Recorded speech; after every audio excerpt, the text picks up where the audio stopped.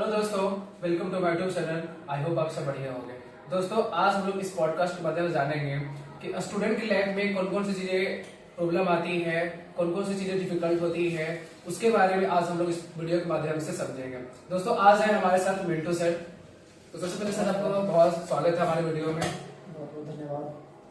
तो सर, आप थोड़ा से बताइए स्टूडेंट के लिए कुछ अपने बारे में। सबसे पहले सभी को स्टूडेंट को नमस्कार, जितना व्यूअर है सबको नमस्कार।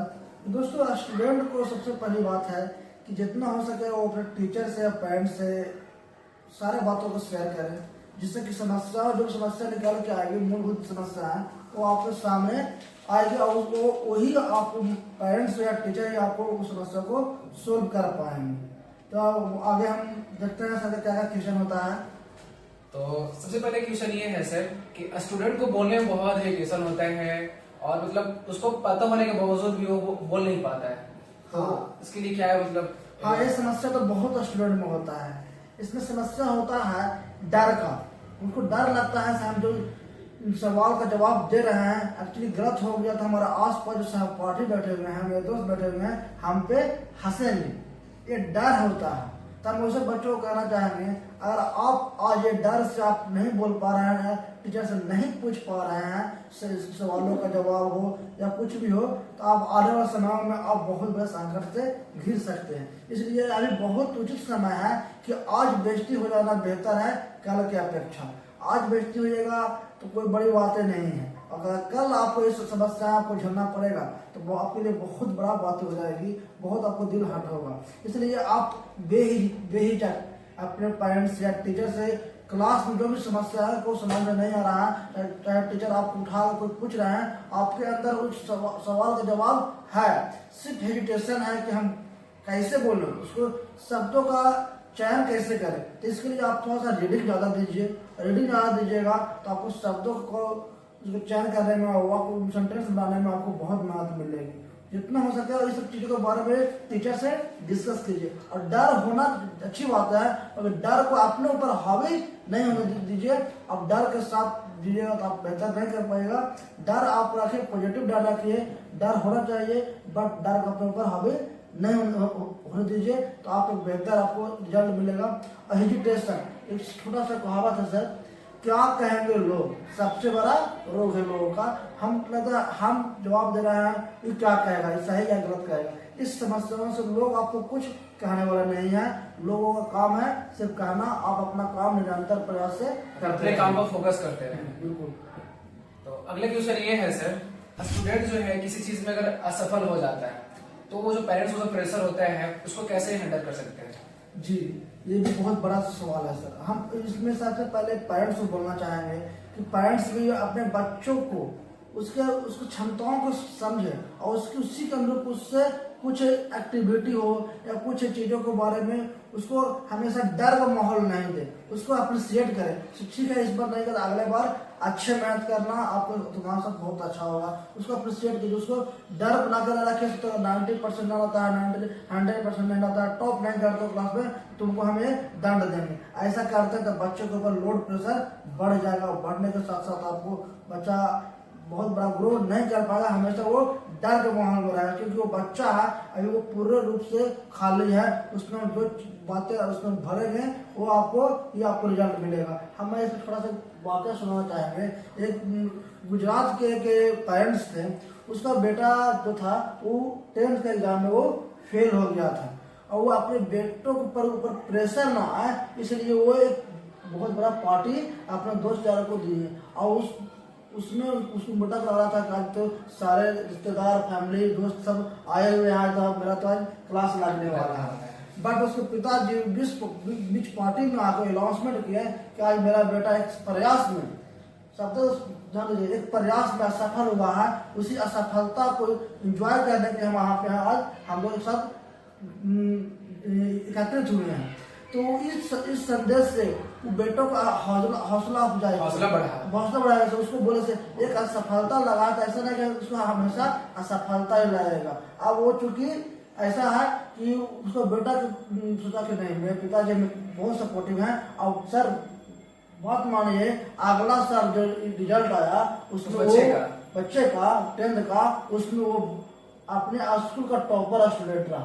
तो दोस्तों अगर बच्चे में अगर तरीका से बदलते हैं तो रिजल्ट प्रोड्यूस होगा। बस आपको उसको प्रेशर नहीं, उसको तो अंदर उसको डर हट गया, से हम फेल हो या पास हो, मेरे ऊपर ज़्यादा प्रेशर नहीं है, बाकी हमको पिताजी को टॉप करके दिखाना है। ये है कि एग्जाम से डर बहुत लोगों को लगता है, खासकर स्टूडेंट को बहुत डर लगता है कि एग्जाम है, उसके प्रति बहुत डर रहता है कि एग्जाम कैसे जाएगा नहीं जाएगा। तो इसके लिए क्या मतलब सुविधाएं हो सकती है बच्चों लोग के लिए? जी सर, डर होना बहुत जरूरी है। डरता वही बच्चा है जो पढ़ता है। बात तो सही है। हाँ, जी आप आस पास देखिएगा, जो बच्चा नहीं पढ़ रहा है उससे पूछिए कल एग्जाम है तो वो एग्जाम देने देंगे इस तरह के। और जो बच्चा पढ़ रहा है उसके अंदर डर का माहौल होता है कि कैसा ट्यूशन आएगा, ये पॉजिटिव इंटेंट हो गया। दूसरा होता है कि डर इसलिए लग रहा है कि हम एग्जाम में कैसे दे पाएंगे, देंगे कि नहीं देंगे, लिखाएगा कि नहीं लिखाएगा, ये डर आपको नुकसान कर सकता है। तो इस डर को आप, सिंपल सी बात यही है कि इस डर को आप खत्म कीजिए। आप इमेजिन कीजिए कि जैसे हम स्कूल में एग्जाम देते हैं, स्कूल में पढ़ते हैं, जो ट्यूशन स्कूल में आता है, उसी प्रकार से हमको एग्जाम में भी देना है। और सबसे बड़ा आसान है कि डर लग रहा है तो अब सबसे पहले वैसे सवालों का जवाब दीजिए आप जो आपको पहले आ रहा है, उस सारे जवाबों दीजिए। और नहीं आ रहा है उस सवालों को आप लास्ट में जवाब दीजिए। अगर आप डरे हुए पहले से हैं और डरे हुए के साथ आपको पहला क्वेश्चन आपको नहीं समझ में आया या किसी प्रकार से लगा तो और बढ़ जाएगा और आपको बीपी हाई हो जाएगा। इसलिए वो जितना हो सके पहले आप आसान क्वेश्चनों का जवाब दे दीजिए आराम से। उसके बाद धीरे धीरे और पानी थोड़ा सा अपने पास रखे, पानी को पी लीजिए और जैसे थोड़ा धीरे धीरे आपको डर खत्म होगा। डरना बहुत जरूरी है और डरता वही बच्चा है जो पढ़ रहा है, क्योंकि उसको पता है कि कितना मेहनत करे पढ़ रहा है। जहाँ मेहनत होना डर होना जरूरी है। तो डर ज्यादा मैटर नहीं करता है, वैसे जीवन में भी होता है, बहुत जरूरी है। जीवन में कठिन अगर रास्ता आ रहा है, हाँ, मतलब वही सफलता वही सफलता है। और अगर आप डर रहे हैं तो आप अच्छे रास्ता पे, डरना बहुत जरूरी है। और डर के चलते आप एग्जाम देने नहीं जाए, एक गलत बात है। बहुत धन्यवाद सर। जैसा कि आपको बताएं कि एग्जाम से डरना नहीं है, एग्जाम से फाइट करना है। एग्जाम से पहले जो भी आप प्रिपरेशन करते हैं उसको आपको माइंड में रखना है और एग्जाम हॉल में अच्छे से उसको रिवाइज करना है, लिखना है। तो नेक्स्ट क्वेश्चन ये है सर, स्टूडेंट को पढ़ाई के अलावा और क्या करनी चाहिए? स्टूडेंट को पढ़ाई के साथ साथ मतलब और भी किस चीज में एक्टिविटी होना चाहिए? जी बिल्कुल, आप पढ़ाई देखिए बच्चों, अगर आप पढ़ाई के साथ साथ तो आप कुछ एक्स्ट्रा एक्टिविटी करना चाहते हैं तो आप आपके ऊपर डिपेंड है। अगर आप पहला तो है आप शारीरिक थकावट बहुत जरूरी है, खेल खेलना बहुत जरूरी है। अब अगर आप पैसा कमाने के कुछ करना चाहते हैं तो भी आप बहुत ऐसा काम है जिसको आप कर सकते हैं। जैसे ट्यूशन पढ़ा सकते हैं, आप अपने से छोटे बच्चों को ट्यूशन पढ़ा देते हैं, उससे आपको डबल बेनिफिट होगा। ये तो खुद सीखिएगा और सिखाइएगा और प्रैक्टिस होगा आपको। और अगर आप पैसे की आपको दिक्कत नहीं है तो आप हो सके जितना हो सके बहुत सारे जो पढ़ रहे हैं साइंस कुछ एक्टिविटी है उसको एक्सपेरिमेंट के बारे में जानिए, समझिए, एक्टिविटी कीजिए और शारीरिक मतलब खेल वगैरह जरूर कीजिए। और सर इनकम सोर्स से बात करते हैं तो इनकम अगर आपको लगता है कि मेरे पढ़ाई में ये इनकम हेल्प कर सकता है तो वैसे चीज़ों से जुड़िए जो आपको उसको शिक्षा को, आपके ज्ञान को आगे बढ़ाए। जैसे कंप्यूटर कोई बच्चा सीख सकता है, जितने भी स्किल्स होते हैं उसको भी सीख सकता है। स्किल बराबर डिपेंड में काम कीजिए तो हो सकता है कि आपको उसमें बहुत आगे बेनिफिट मिलेगा। तो यही दो चार बातें हैं तो आप उस पर काम कर सकते हैं। जैसे कि सर बताएं कि स्टूडेंट को अलावा, पढ़ने के अलावा और भी बहुत कुछ करना चाहिए। जैसे कंप्यूटर की नॉलेज भी होना चाहिए, काफी अच्छा होता है हमारे लाइफ के लिए और हमारे जनरेशन के लिए। जो आपकी जनरेशन में जो है वो काफी डिजिटल हो चुका है और डिजिटल में होता है मतलब कंप्यूटर उसमें नॉलेज होना बहुत जरूरी है। एक चीज बोल रहा है, आज के समय में वैल्यू स्किल का है। आपके अंदर किसी प्रकार का स्किल है ना तो आपके पास जो होता है लोग से आगे है। और जो शब्द द्वारा है बेरोजगारी, वो आपके अंदर बेरोजगारी नहीं आएगा। जो भी आप अपने आस-पास जितने लोगों को देखिएगा जिसके पास स्किल है, किसी प्रकार का स्किल हो, मैकेनिक हो, कंप्यूटर में हो या टेक्निकल डिग्री हो, वो हमेशा कुछ न कुछ काम में इंगेज है। और जो व्यक्ति उसके पास कोई स्किल नहीं है, सिर्फ एजुकेशन बहुत ले लीजिए, हाई एजुकेशन है बट वो स्किल नहीं है तो आपको वही उससे बच्चे आपको मिलेंगे बेरोजगार। तो ये आप स्किल पर काम कर सकते हैं। आने वाला समय जो फ्यूचर में रहा है वो स्किल बेस्ड है। स्किल है तो आपको वैल्यू है, स्किल नहीं है तो वैल्यू नहीं। मतलब ट्यूशन पढ़ा सकते हैं, हाँ, उससे आप किसी पैसा को- अर्न कर सकते हैं, वो भी तो बहुत कुछ skill कर है। सकते हैं। वो भी पढ़ाना भी एक स्किल है सर, बहुत बड़ा मैटर होता है। आप मतलब पढ़ा सब कोई नहीं सकता है, जिसके पास स्किल है बस वही पढ़ा सकता है। बिल्कुल बिल्कुल। तो अगला क्वेश्चन ये है कि आप मेरे ऑडियंस जो खासकर स्टूडेंट के लिए आज छोटा सा प्यारा सा एक कहानी सुनाइए। देखिए सर, आज हम पहला क्वेश्चन में बात कर रहे थे कि बच्चे बोलने से डरते हैं। तो छोटा सा हम सभी लोग कहानी पढ़े हैं बचपन में से, उस कहानी से आपको सीखने को मिलेगा कि लोग कैसे आपके के प्रति लोगों का बात बदलता है। आप अगर आप आज कुछ कर रहे हैं तो लोगों का बात आज कुछ और है, कल कुछ और हो जाएगा।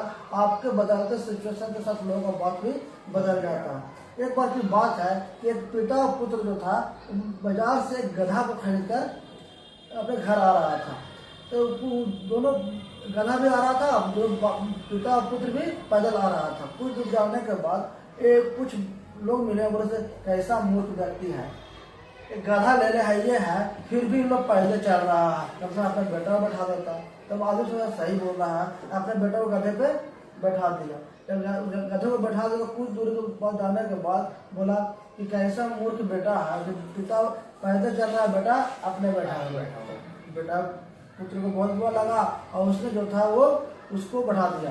पिता बैठ गया, और पिता बैठ गया तो पुत्र के कुछ देर को बजाने को बोला था ऐसा मूर्ख बेटा है, पिता है कि पुत्र बैठ आपने बढ़ा है। तो आपको दोनों बैठ गया, दोनों बैठने के बाद डर रहा था। फिर समुद्र पर कुछ लोग मिले, बोले कि कैसा मूर्ख व्यक्ति है, वो अनबोलता जानवर को दोनों मिलकर बैठा है, मर जाएगा ऐसा है। चलो आ रहे हैं, 2 मिनट चलो आ रहे हैं। वो बोले कि कैसा मूर्ख व्यक्ति है कि वो दोनों बैठा हुआ और उसमें मर जाएगा, शर्म नहीं आ रहा है, तरह की बात बोलने लगा। तो इसलिए उन लोग दोनों उतर गया और जाने लगा। फिर वही सब क्वेश्चन आया कि कैसा मूर्ख व्यक्ति है, घोड़ा साथ में है, फिर पैदल जा रहा है। तो इससे क्या हम सीखे, लोग हमेशा आपको कुछ न कुछ बातें कहते रहेंगे, लोगों की बातों पर ध्यान दीजिए, तो आपको रिजल्ट मिलने वाला नहीं है। जो आपको अच्छा लग रहा है उस काम को लगातार कीजिए और सफलता आपको मिलेगी। बहुत बहुत धन्यवाद सर। आज के लिए इतना ही, तो देखिए मिलते हैं अगली जगह।